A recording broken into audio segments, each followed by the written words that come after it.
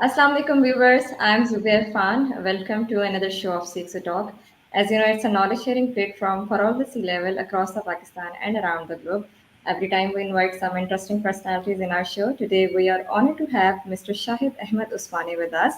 Mr. Shahid Ahmed Osmani is with over 30 years of experience in various capacities. He is a seasoned professional who enables business agility through digital transformation.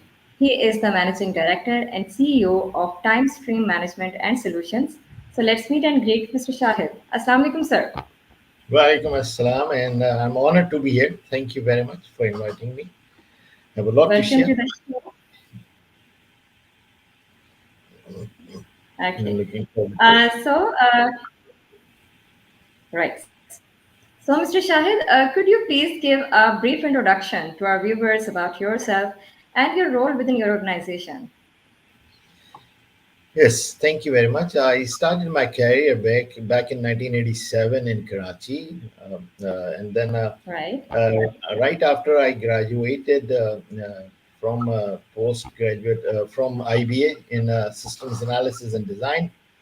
Then I was Okay. asked by my elder brothers, who were my mentors and guiders, to not to just stop there and join purely IT and go and do a business studies. So I went to UK and did that, and that has really helped me. I'll tell you how later on.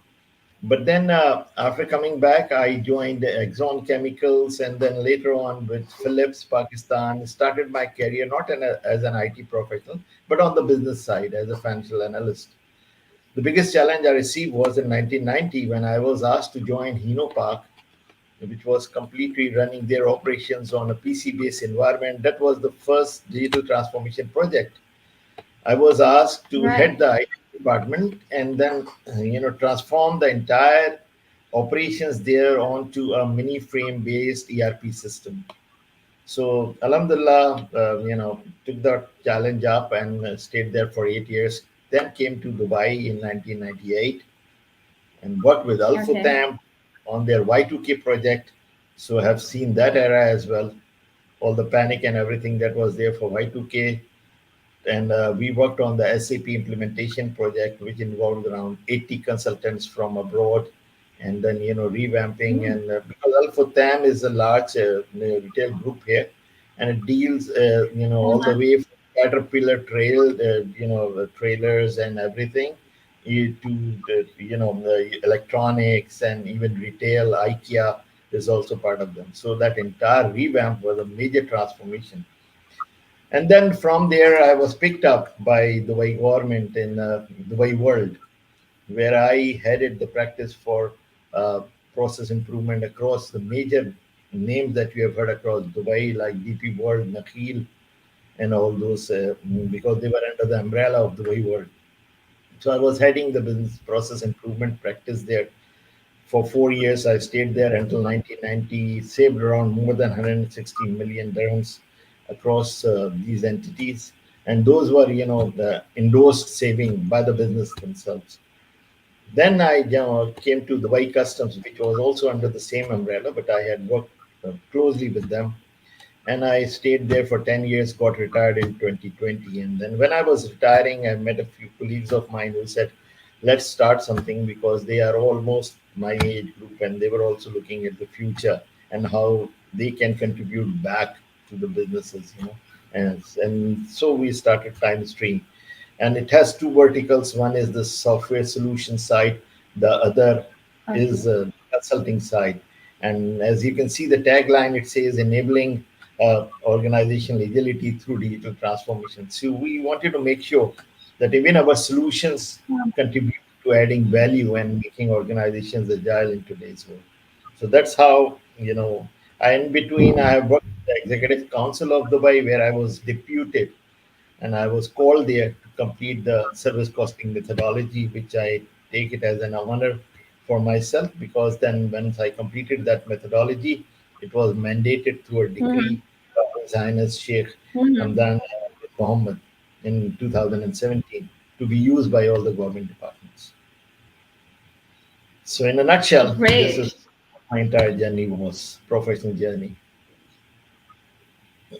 Nice, nice. So, Mr. Shahid, with over 30 years of experience, what initially inspired you to focus on business agility and digital transformation? How has the landscape evolved since you first started?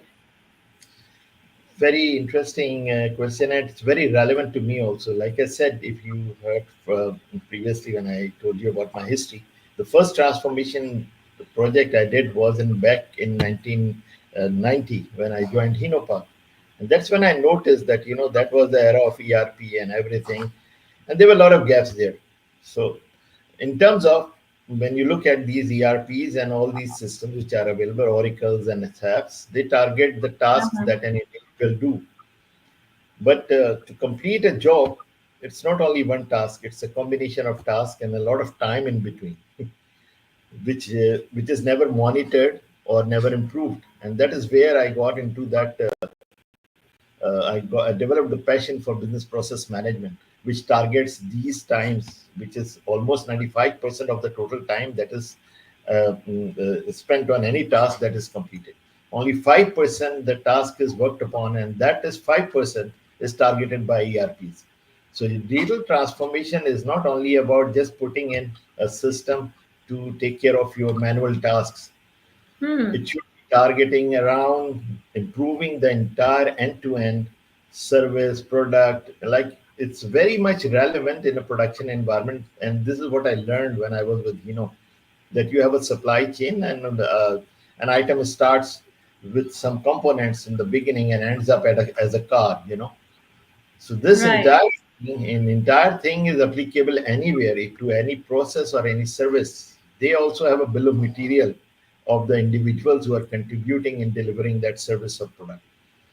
So which requires a broader spectrum of digital transformation, not only looking at the specific tools which are available to facilitate your tasks. So that is how I got into Right. this field, and I developed more and more interest. And that's why you saw a shift that when I shifted from Alphatem purely as a SAP consultant of finance and controlling to managing and improving process across such a large group in Dubai, because that was my passion and my real area of interest.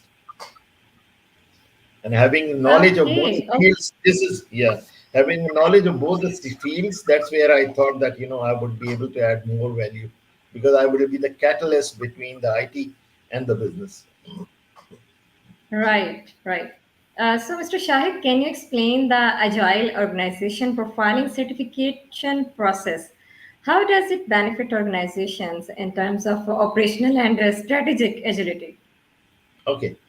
uh, Now agility term evolved a long time back. It was mainly used during software development as agile software development.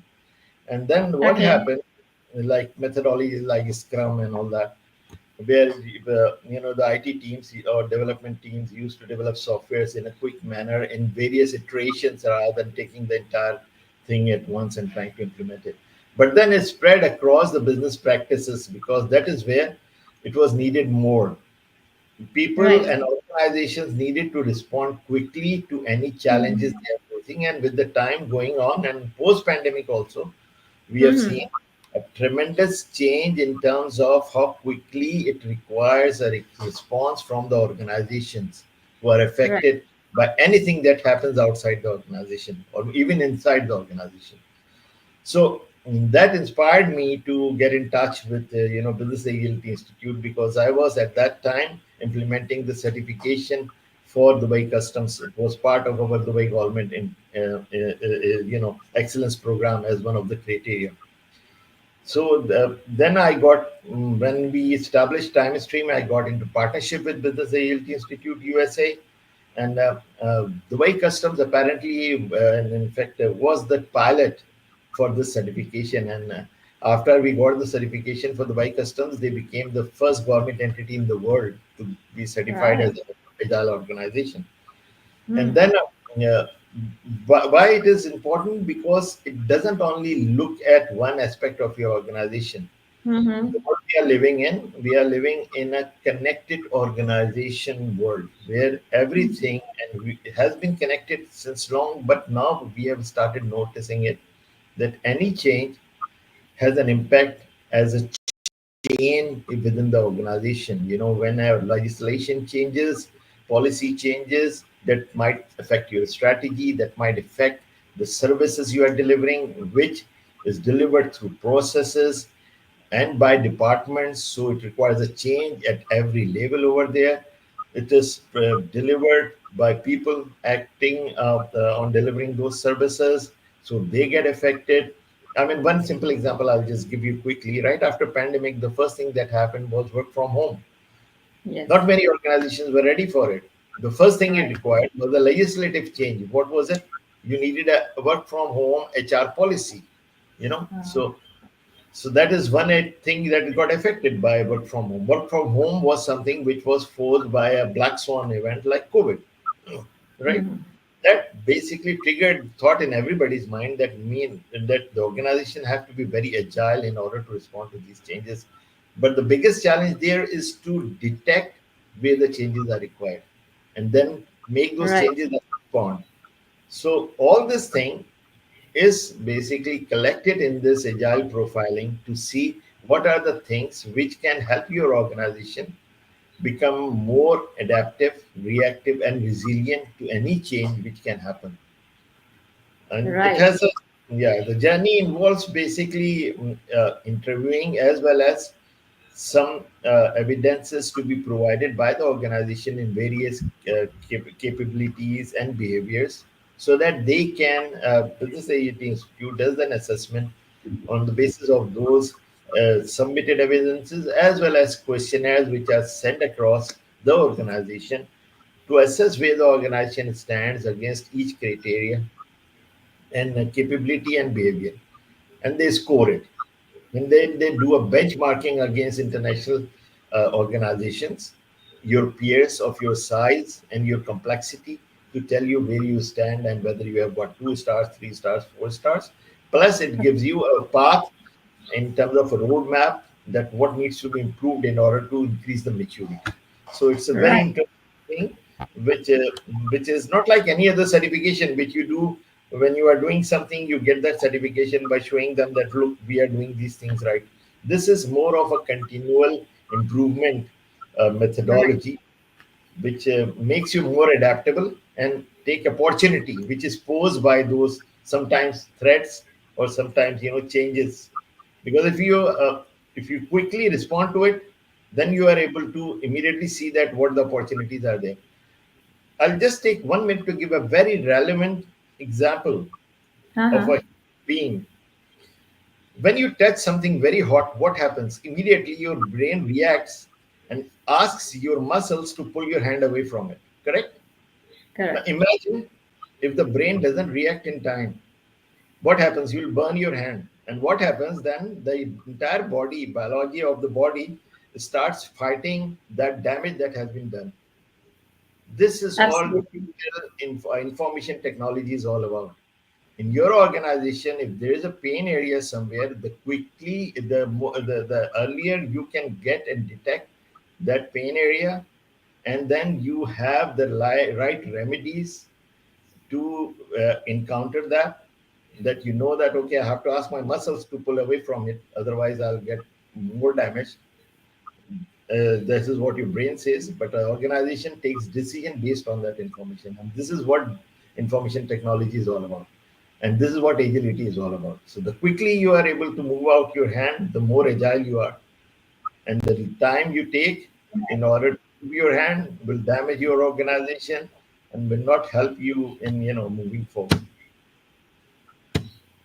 Right. Very well explained. So, Mr. Shahid, you authored the Dubai Government Service Costing Methodology.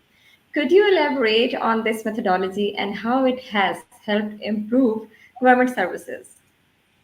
Okay, although I've authored it for the government, but it applies everywhere. Remember the earlier example I Right. gave you of the supply chain in a manufacturing environment? Every service that gets delivered by any organized service or providing organization has a end to end, that is start from a component and a finished product cycle. Mm-hmm. As a customer, when I wear that hat and I have a outside in approach, When I approach an Mm. organization which is providing me a service like a bank, my clock starts from the time I enter the bank and it stops when I Right. receive that service and I go out. What happens in between is basically the service delivery cycle. Okay. And if you want to measure that, it'll give you two or three things. First of all, it'll give you the opportunities where you can target to improve. The second, Mhm.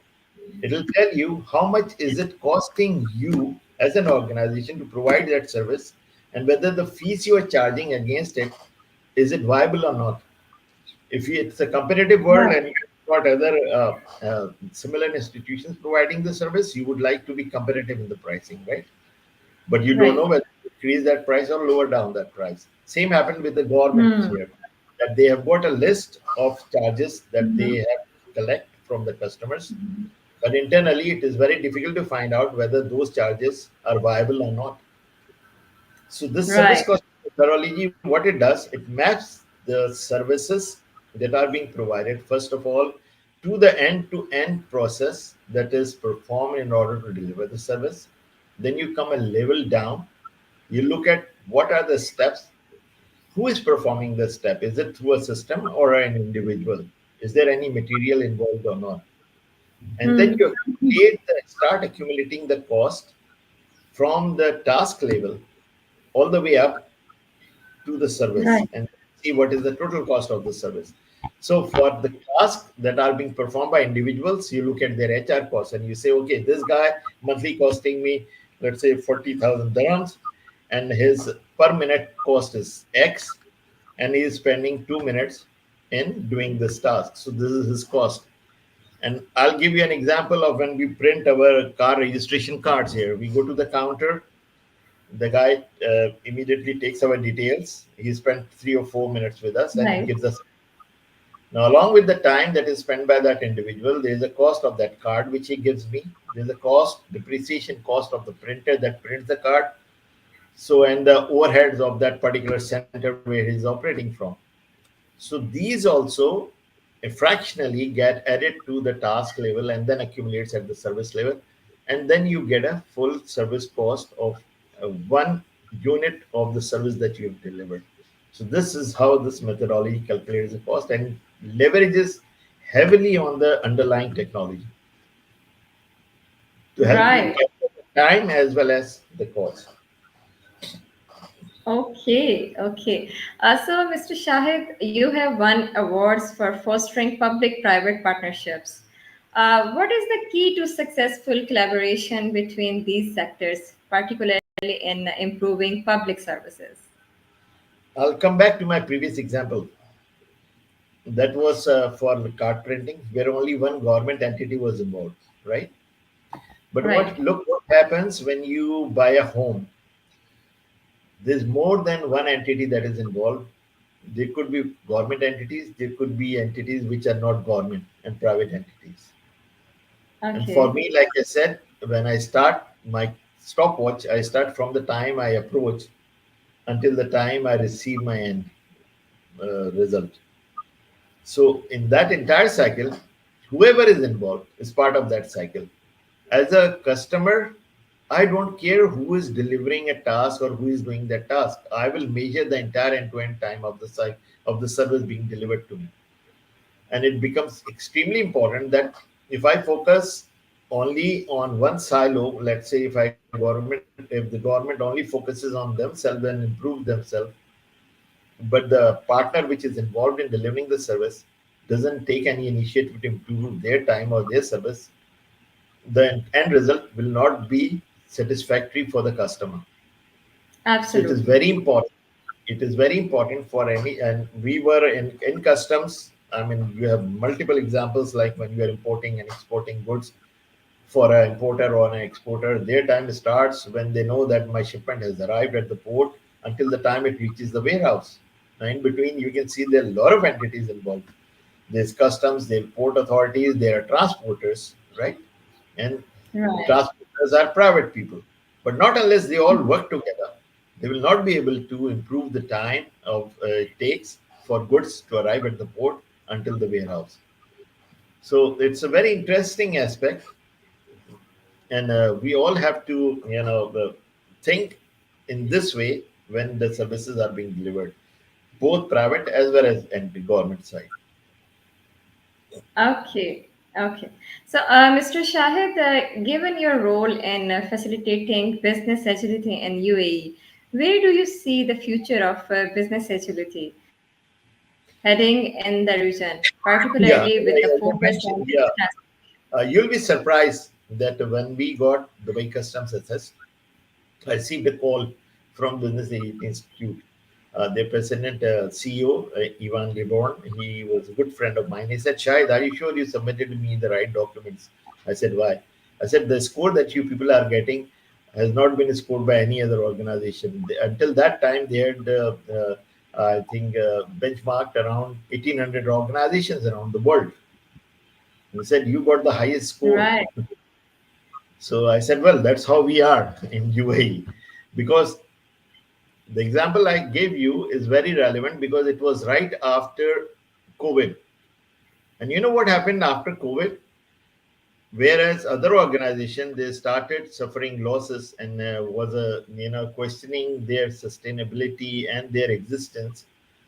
The way customs uh-huh, increased their why they increased their right. business because they were agile in responding to that challenge which was posed by COVID and started looking at the opportunities which existed in the market which other people could not take leverage upon. So that is Right. where you have to look at the opportunities which are posed by challenges and then start, and this is what UAE and specifically Dubai does. So going forward, obviously in all the industries across in Dubai, it was not only in government, the organizations are now more and more trying to be more agile because in UAE specifically, if you see, there are a lot of challenges being faced from external changes in the regulations, in the laws, in the decrees, which forces organizations, specifically financial institutions, to immediately amend the way they are working and put in, certain compliance checkpoints and internal controls to comply to that particular regulation. And that happens everywhere. In Pakistan, State Bank, if they come out with a new regulation and tomorrow Assembly passes something new, it affects everybody. So, how quickly can you adopt it for your organization and start serving your customers back again in compliance with the new regulations?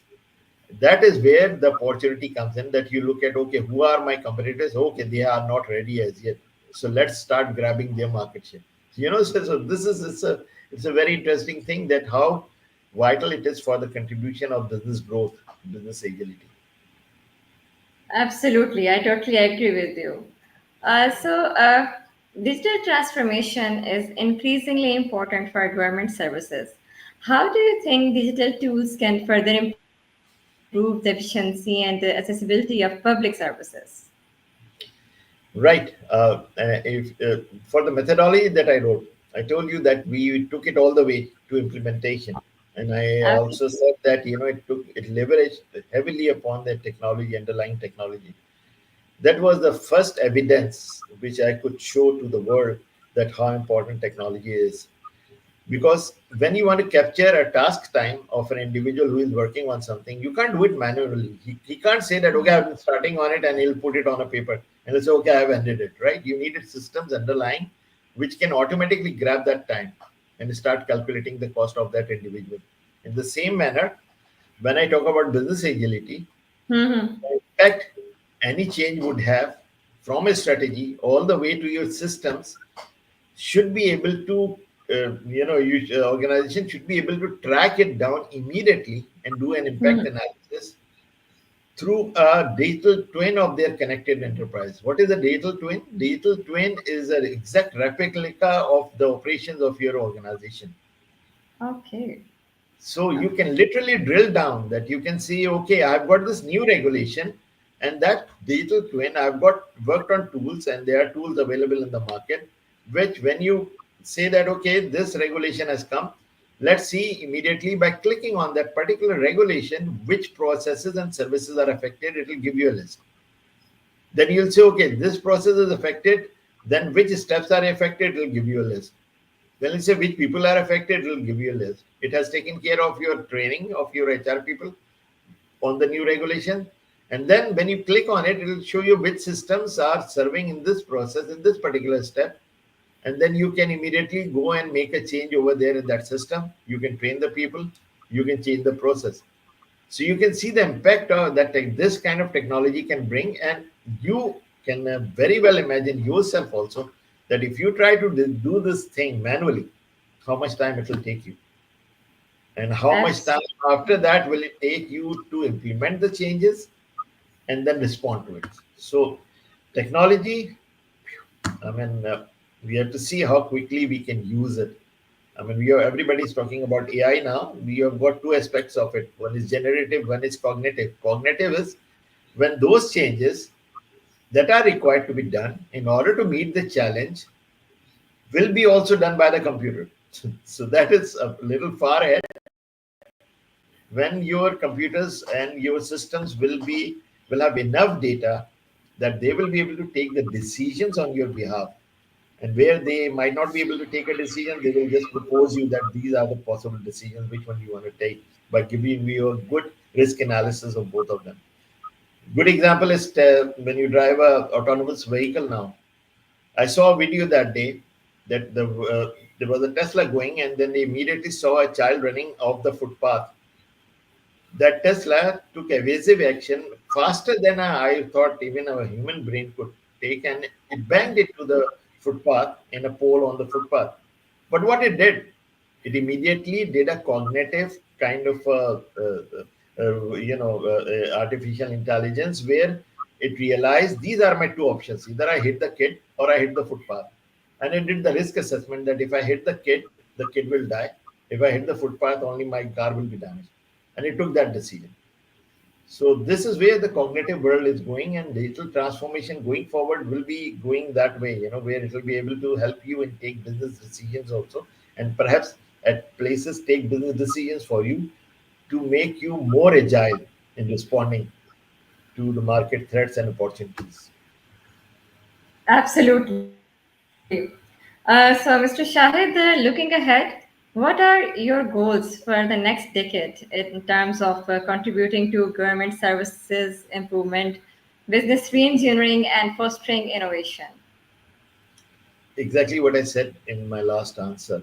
Take forward the portion where humans have to take a decision based on the the loads and loads of big data that we have, and come up with the tools which will help business take decisions quickly, and even if it is Okay. less riskier, take a decision themselves.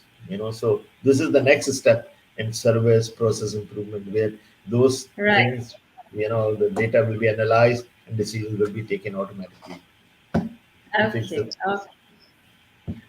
So, Mr. Shahid, what advice would you like to give to young professionals who are just starting their careers? One sentence is go with the flow.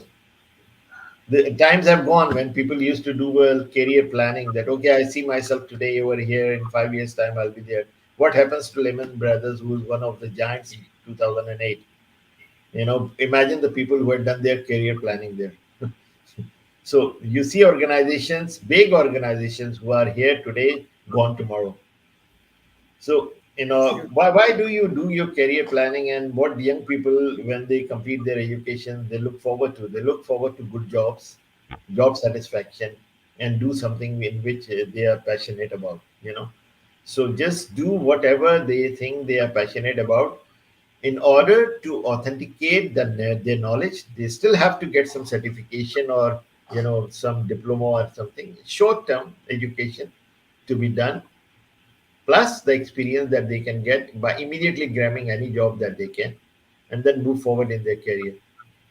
I mean, I've even just had a chat with one of my old colleagues, a young kid who was with customs. He's a local Emirati. He said, "Shahid, I dropped my master's idea because I saw that some of my friends who have completed their masters are still looking for the job, and they're not able to find it because they lost their time in doing the masters." So this is what I'm saying. It's very important now that looking at what is happening around and how the trend is going, to go with the flow, do and whatever you are passionate about now, get some certification now to authenticate your knowledge, and then move forward and get a job. Absolutely right. So, Mr. Shahid, in the end, I would like to ask, how do you think CXO Global Forum will impact your professional journey and the industry you're in? It's a very important forum because like-minded people can share their thoughts. I can help in contributing in whatever way I can with all the Mhm. organizations whose CIOs, CEOs are part of this forum. If they are looking for any help, any guidance, I'm always there to help them, because that is what I think is my responsibility and duty now. With the 30 years of experience that I've gained across the diversified field, I think it's time to contribute and give back to the industry. Wherever it may be in UAE, it may be in Pakistan, wherever any help is required, I'm always willing to go and help and contribute. Right. Mr. Shahid, thank you very much for this wonderful conversation. And I hope our viewers will learn a lot from it. And we wish you more and more success in your field. Thank Thank you. you. That is all mine. Thank you very much. So, viewers, this is it for today. Inshallah, see you soon with some another amazing personality. Till then, take care. Allah Hafiz. Allah Hafiz.